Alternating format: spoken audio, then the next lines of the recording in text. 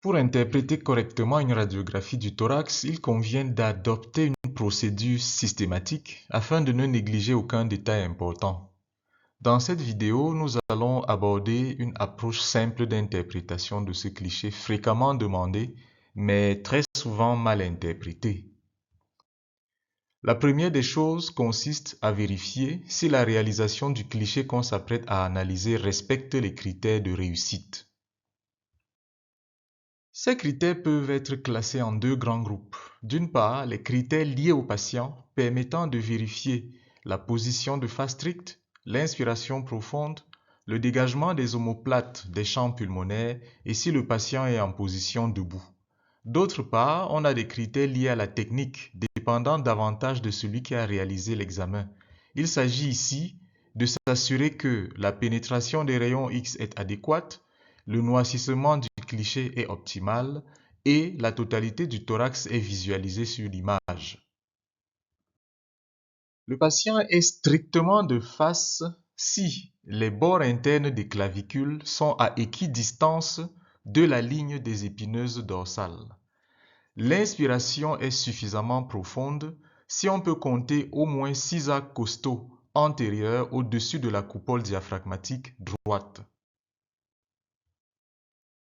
Le patient est en position debout si la poche à air gastrique est visible sous forme d'un niveau hydroaérique, c'est-à-dire une ligne horizontale séparant le gaz surnageant du liquide gastrique déclive. Les omoplates sont bien dégagées si elles se projettent en dehors des champs pulmonaires.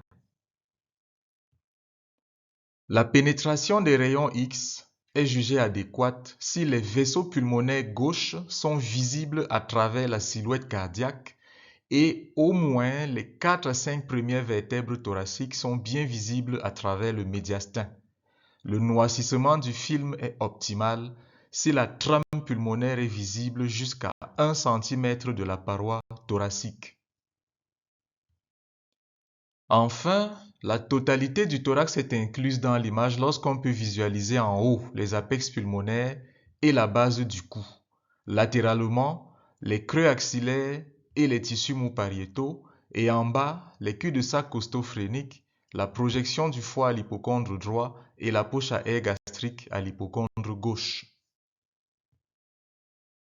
Ces critères de réussite étant vérifiés, comment peut-on aborder la lecture du cliché?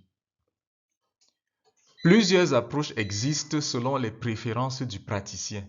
On peut par exemple adopter une approche de l'intérieur vers l'extérieur, parcourant successivement la trachée, le cœur et le médiastin, les îles pulmonaires, les poumons et la plèvre, la paroi thoracique, puis l'abdomen.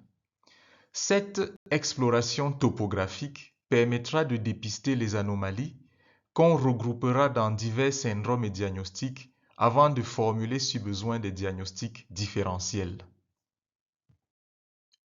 Au cours de l'interprétation, une attention particulière devra être accordée à certaines régions masquées où les lésions sont très fréquemment méconnues par défaut de vigilance.